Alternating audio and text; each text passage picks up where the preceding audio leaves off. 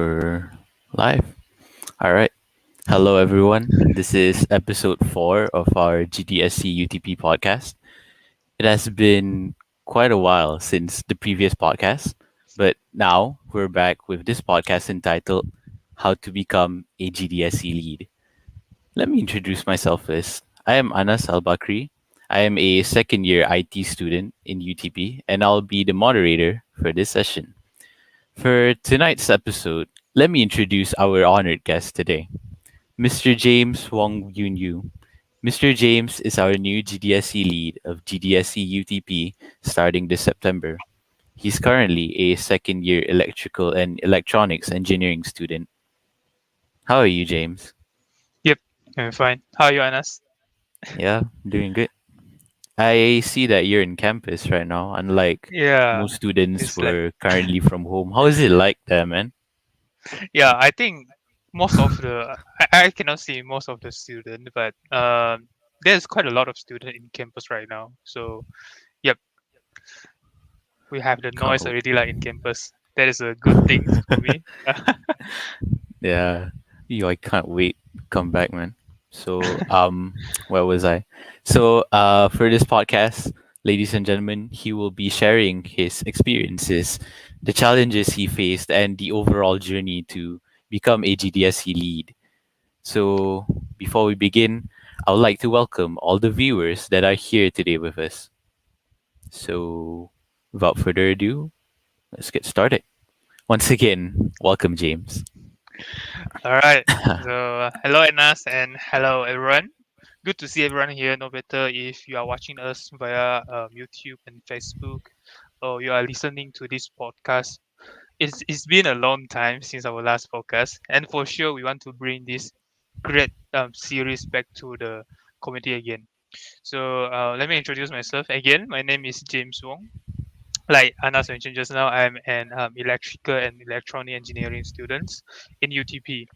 So it is my sophomore year for now, which is my second year, and I am the GDSC lead in UTP. So it has been like 2 months since my appointment as GDSC lead. So a little fun fact about myself: I come from a small town called Kapit in Sarawak, which is a rural area in Sarawak. So another fun fact about me is I don't like parsley. Yep, just I don't like the taste. I don't like the smell. Yep. Interesting. So, James, before sharing on how you became a GDSC lead, could you briefly introduce us about Google Developer Student Clubs and what they're all about? What are the events that GDSC UTP is currently organizing? All right, great question. So for GDSC, right? Um, GDSC stands for Google Developer Student Club, which is formerly known as Developer Student Club. So this is a program under Google, starting in 2017. So the program started in India first, and then after a year, the program spread out to the whole world. So now we have over 1,500 chapter GDSC chapter in the world. So each university will have maximum just one lead lah. And Mm. yeah, so this GDSC is a community group for university students who are interested in Google developer technology. So we have quite a lot of example because Google is literally in our life right now. So we have not only the Google search, we have Google search, Google YouTube, Google Gmail. All the things is the I would say the front end application we have in Google. So Google developer technology is more like the back end technology we have, like the most famous one I would say like Firebase, Flutter, maybe TensorFlow Mm. for ML. Yep, that is all the things we have. So if you're interested, yep, welcome to join the community. So in other words, we are a IT or tech community in the university. And what differentiates us with other communities is we have the connection with Google developer. So students are here in the community to share and to exchange their knowledge or learn for each Mm, other because we have a lot of great students in the university. So it is it is great if we can learn from each other. But most importantly, we want to build the solutions for local businesses and local community with the implementation in the technology because we have learned a lot of things from our textbook, right? So in the mm, community, we encourage our member to implement the what we learn to help the local businesses. And sometimes the solution might not seems like very technical, very hard to do, but it can have great impact on the community. Yep. So in terms of what the club in what the GDSC in UTP have organized, we have organized events like hackathon annually, and then we have podcasts, and then we have some workshop like Git and GitHub workshop throughout the year. As for now, GDSC UTP is focusing on both, I can say, soft skills and technical skills development. So all this we have actually workshop in planning, workshop about Python, workshop about like Kotlin. Kotlin is a programming language. So this is all still in preparing process. But right now we also have the events like coding competition. Like we have AutoCode, right? We have mm, AutoCode. We have like podcast, like this podcast. Yep. So mhm. we have actually multiple events or multiple activities going on. So yep, there is what we can expect from this tenure from GDS UTP. So much talent from expecting from a club. So I, well said, James. Well said. But um, as the title of our podcast states it, could you share us the overall procedure on how to become a GDSC lead, starting from the application process? What I mean, like, what kind of requirements does a student need to meet in order to be eligible for applying GDSC lead candidate? All right. What are your So takes on this? Yeah. all right, let me explain about it. So GDSC lead to become a GDSC lead, right? You actually need to apply at the website. So you just search like GDSC lead, you come out and um you can see what is the requirement. But let me tell you, there is no like specific or very hard requirement for GDSC lead. Um, I can say you do not have to be very strong in technical knowledge in order to become a lead, but you at least need to have the fundamental knowledge in technology, or I can say in coding or programming. So the only requirement is that you need to be either an undergraduate student or graduate student in university. Yep, because the club eventually is in university, right? So yep. And the advice I can give is because GDSC lead application usually open during somehow like April or May in the middle of the year, like I would say. So the advice I can give is you can start preparing for now. The things you can do is you can go to Google GDSC lead, go to search for some information about GDSC, about the lead, and read through the application details, like the deadline of application, because different region, right, have different Mm, application deadline. If not mistaken, the region in Canada and in US is a bit earlier, but I um, see. region in Malaysia, Singapore, in C region is a bit late lah. Yep. So you can identify the deadline first, and then at the same time, you can search if there is a GDSC in your university. Like in UTP, we already have GDSC. So yep, if you are interested, please reach out to me or to them and join the community if you have not, because joining the community is will help a lot for you to gain experience and know how GDSC in your campus work. Because I can say GDSC in different university actually have different structure, have different style of working lah. Yep. So in UTP, we have, I would say, a very organized way to work as a club and as a community. And after you have joined the community, right, try to organize event just to get some, experience in terms of involvement in community, because Google actually wants the people that very active in community to become the lead. So throughout the preparation process, I can say you need to be more involved in the community. Either you can share a lot of things, either you can organize events. This could be a very good preparation as GDSC lead.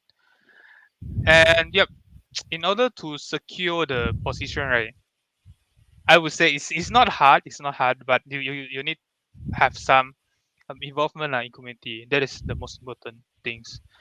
You can have some experience in event organizing, experience in leading on teams, and at least have some understanding on the computer software or programming.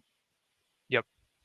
But Mm. at the end, the involvement in your community is very important, I would say.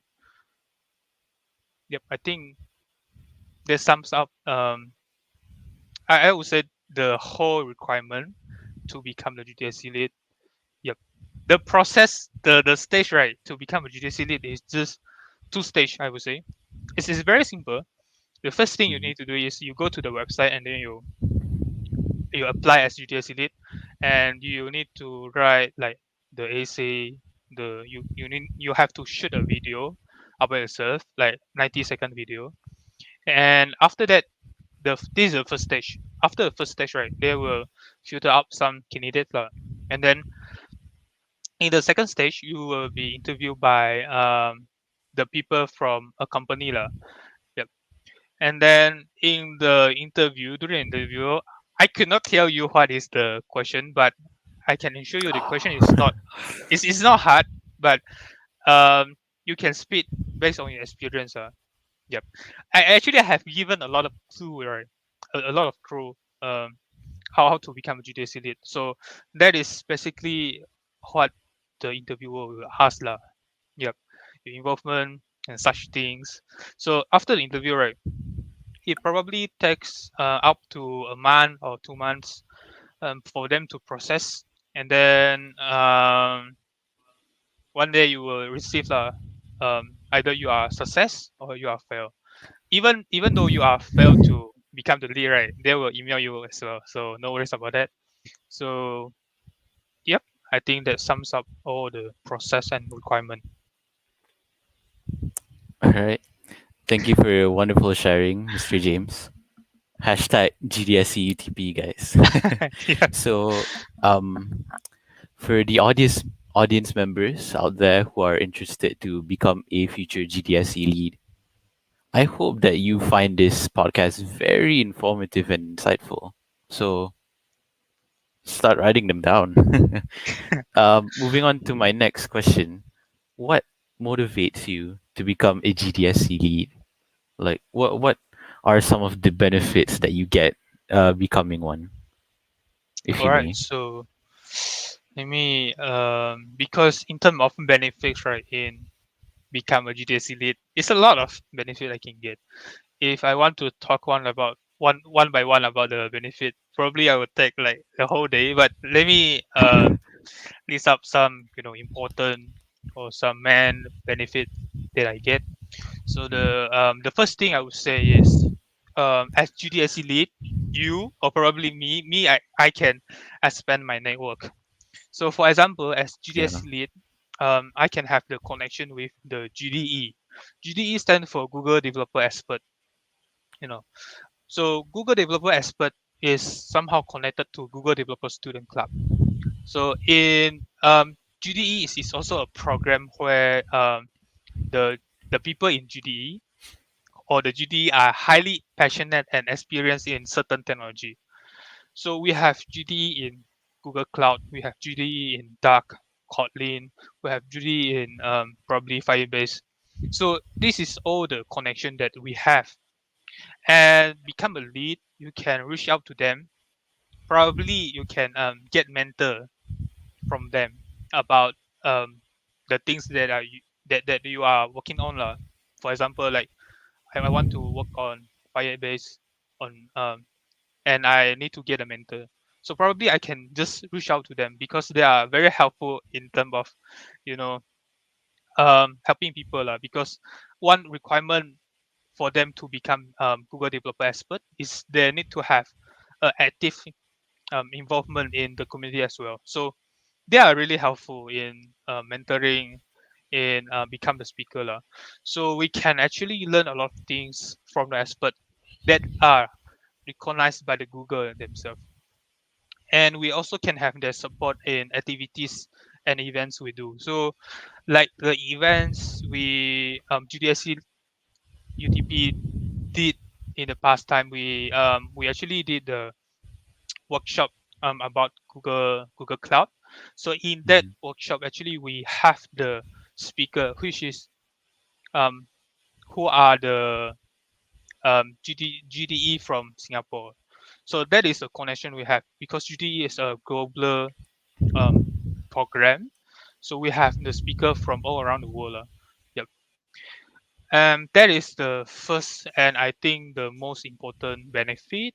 And the second one will be you can have the experience in managing a community. Like managing a community is not, it's not an easy things. You need to have a lot of thinking. You need to have a lot of planning. So this is good for your own personal development. Like learn how to motivate your team, learn how to talk to the people. Because talk to the people, you need to have certain technique actually.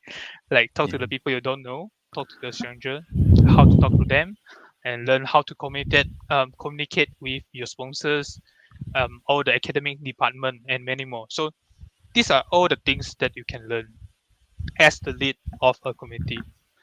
Yep. But and last but not least, I will say the recognition from Google as GDS lead is the benefit I get lah. So at the end of the tenure, GDS lead will receive a certificate from Google to certify your Ooh. involvement in the community. Yep. So I think this is a huge benefit for any of the GDS lead in terms of personal branding in resume. Yep. So Yeah. this is the very attractive one for the GDS lead. And I think I'll probably just list out three of the benefits. And these benefits actually motivate me and help me in terms of how I want to develop myself and how to lead the team in the next tenure in this tenure I mean. Yeah. It's nice to know that the connections that you make, the googliness you can see from Yep.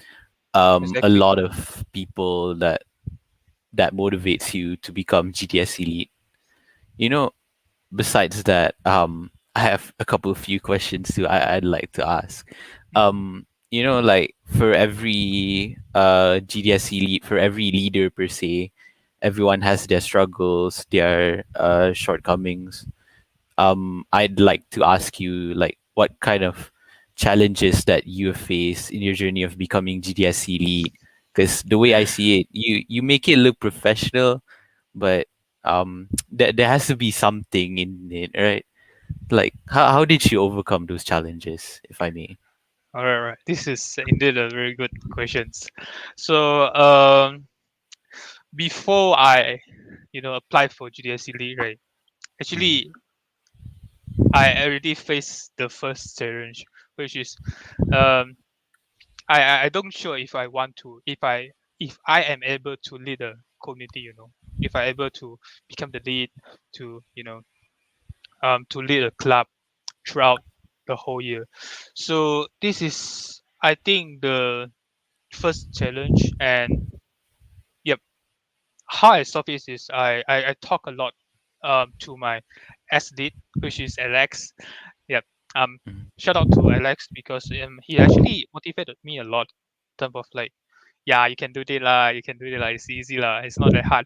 So yeah, it actually motivated me a lot lah. So I go to apply and something. So after that, the challenge I would say is building a new core team.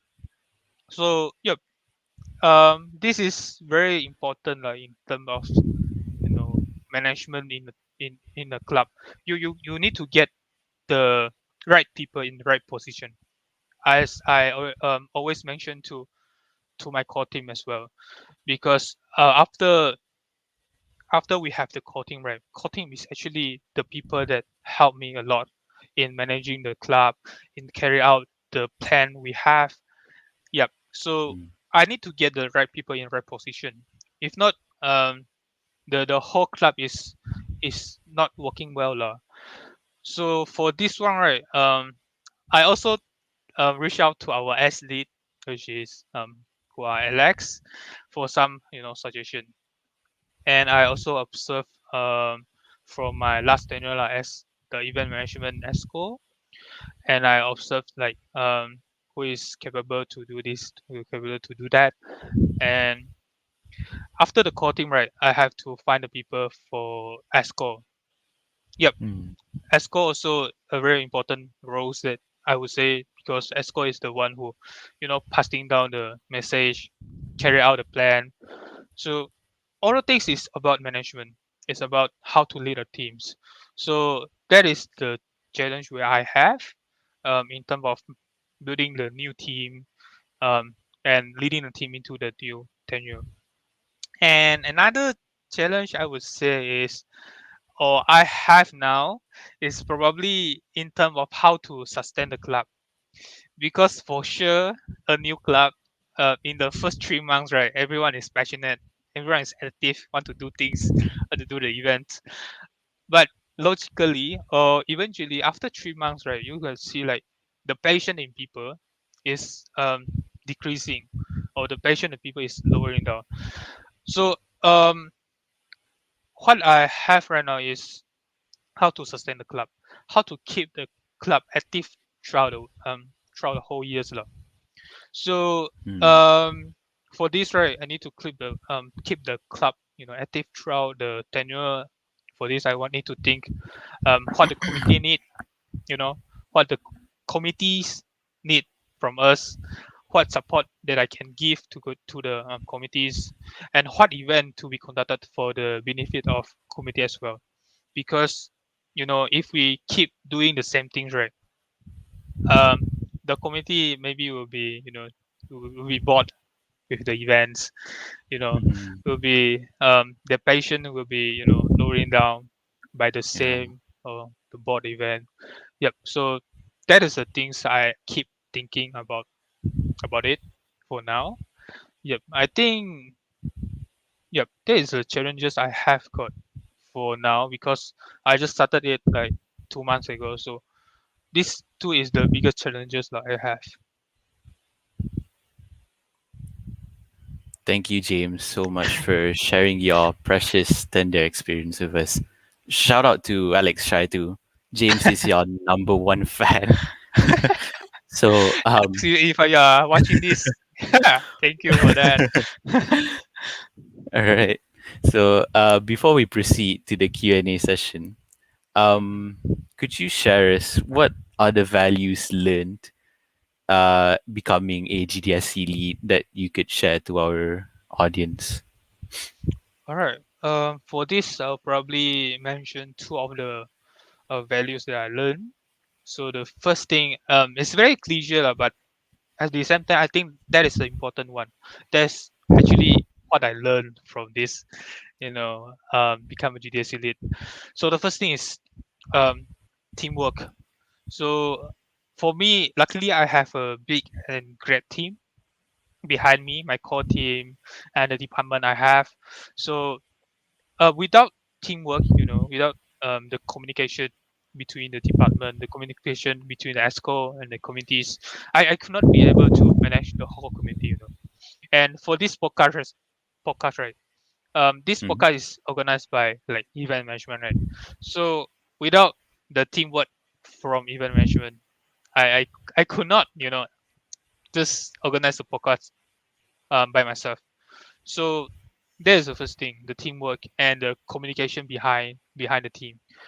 And the second thing is probably time management, because yeah, for now I am a second year engineering student, so the pressure from academic is real, is there. Yeah.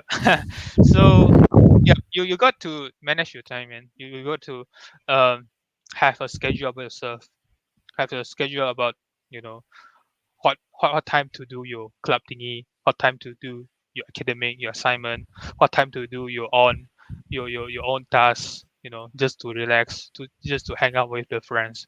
So Uh, yep, how to manage the time. I think this is very cliche things lah, but at the same time I think it's very important, because um for some community, right, I know lah, like they do not have a very good organization. So the lead also probably more focused on the academic thingy. So the community is not very active, or I can say is dead lah. It's very dead for a long time. So yeah, I think teamwork and time management make a good lead. Yep, of GDS. all right. Thank you, James. I believe it's time for our Q&A session now.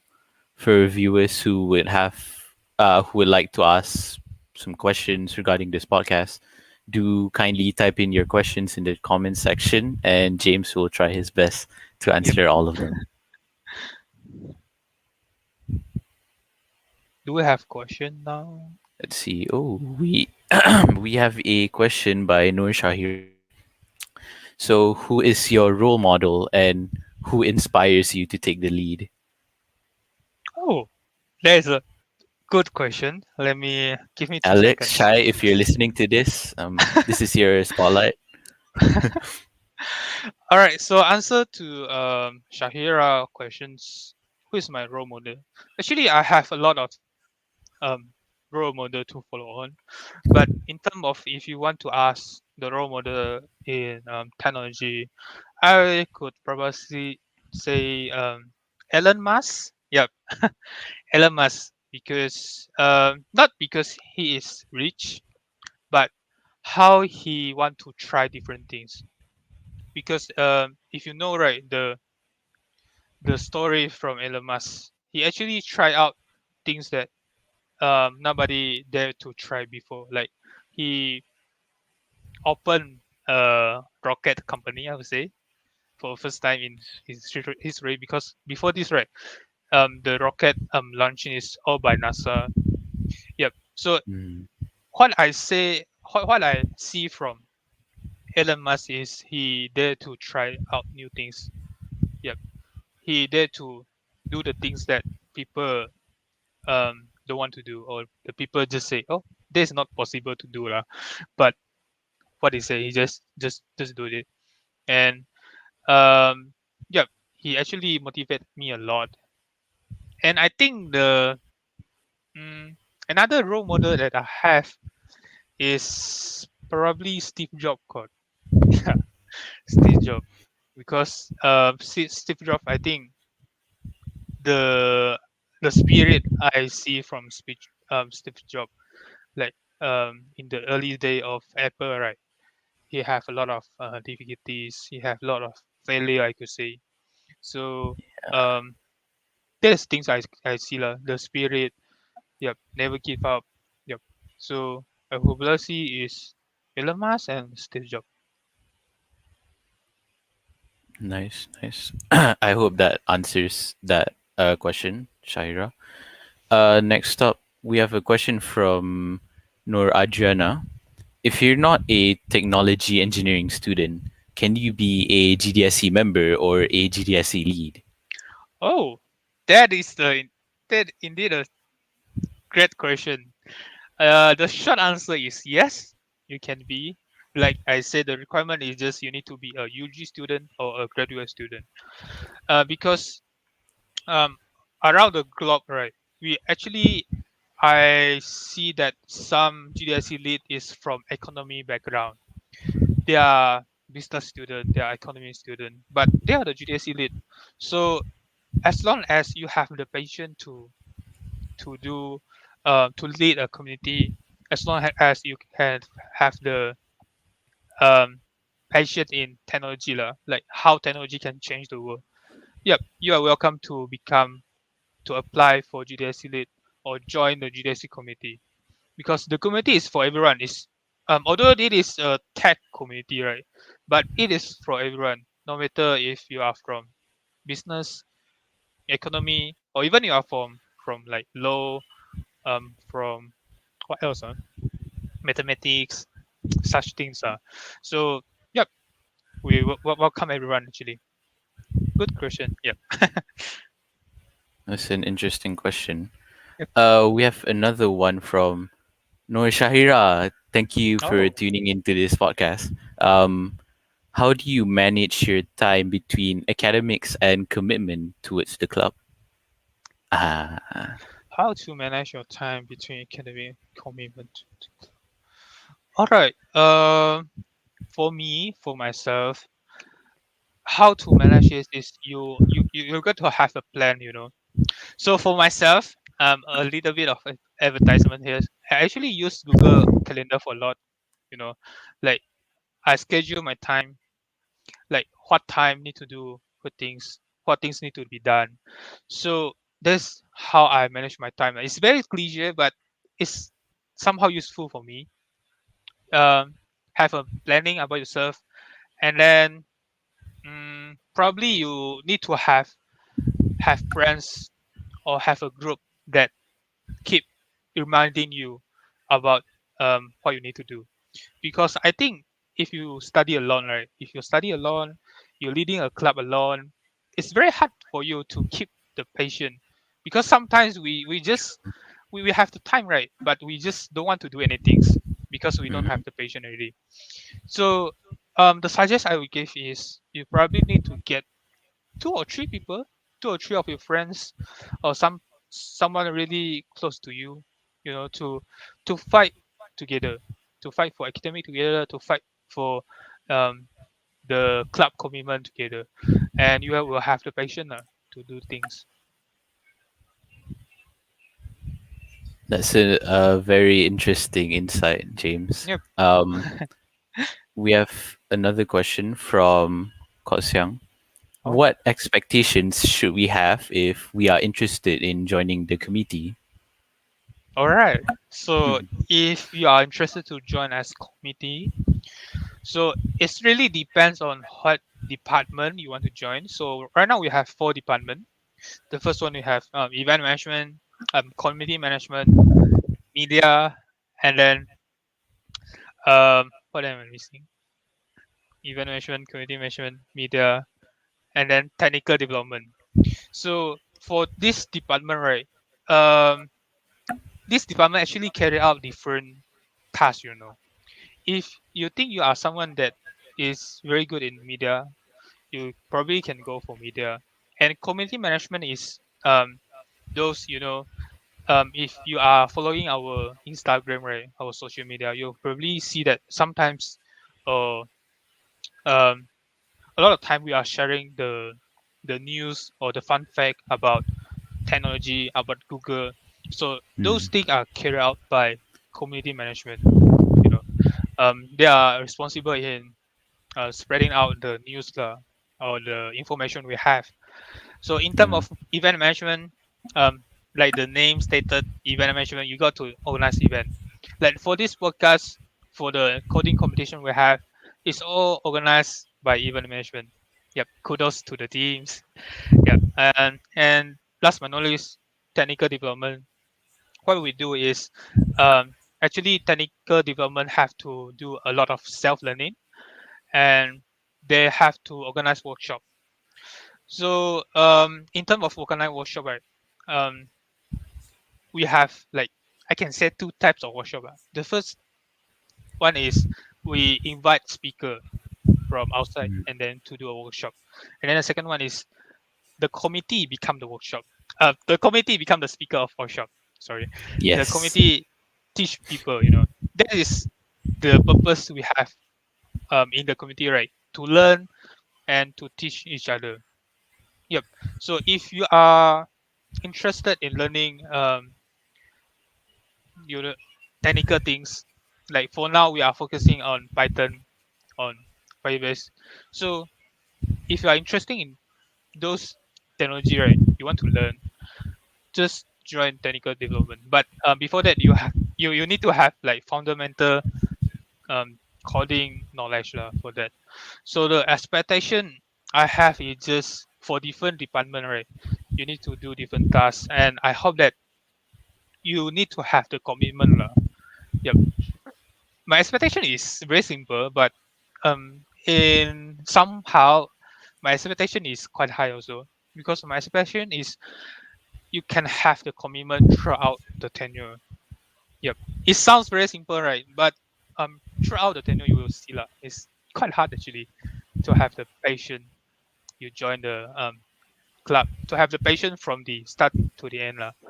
Yep. That's the expectation I have. Yep. I think just the commitment and the patience from the community. All right. Thank you, James. I think that's all the questions that we have. Thank you for all the questions from our viewers. This concludes our Q&A session for this podcast. For viewers who would like to know more about Google Developer Student Club UTP, please do not hesitate to check out our Instagram page at GDSC UTP. Once again, I would like to thank James and all the viewers that are here with us today in this podcast. I am Anas Al Bakri, signing off. Yep. Goodbye, everyone. Have a Thank great you, everyone. night. Bye bye.